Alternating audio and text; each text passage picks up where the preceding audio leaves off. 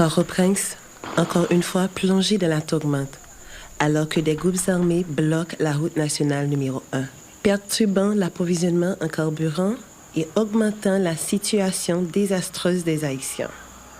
Les camions-citernes ne pouvant accéder au terminal de Vareux, les stations-service restent vides, plongeant la ville dans une crise du carburant.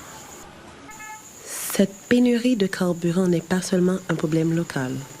Ses effets se font sentir dans tout le pays, alors que le coût des transports publics monte en flèche, rendant la vie quotidienne plus pénible pour les citoyens ordinaires.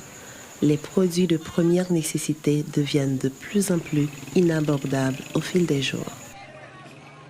Pour ajouter au chaos, la fermeture de l'aéroport international du Cap-Haïtien a laissé de nombreux passagers bloqués et désespérément en quête de réponse.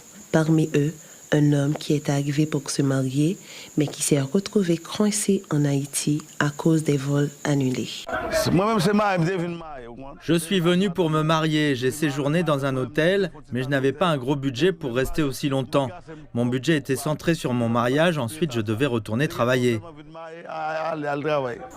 Son emploi en Floride est en jeu, car son employeur menace de le renvoyer s'il ne revient pas rapidement.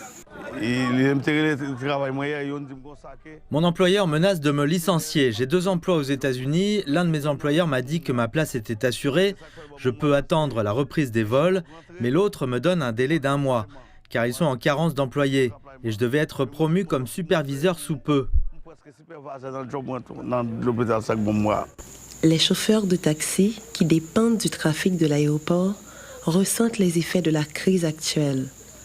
Le président du syndicat des taximens de l'aéroport exprime sa frustration, déplorant la hausse des prix du carburant et l'absence de passagers. L'aéroport est fermé, il n'y a pas de trafic. Il faut qu'il y ait des passagers pour qu'on puisse avoir notre gagne-pain. Mais vu l'annulation des vols, toutes les activités sont paralysées. Non seulement on achète l'essence très chère, et en plus on n'a plus de passagers. Alors que les tensions s'intensifient et que les frustrations s'accumulent, le peuple haïtien appelle au changement. Le chemin à parcourir reste incertain. Mais une chose est claire, une action urgente est nécessaire pour soulager les souffrances et restaurer la stabilité de cette nation troublée.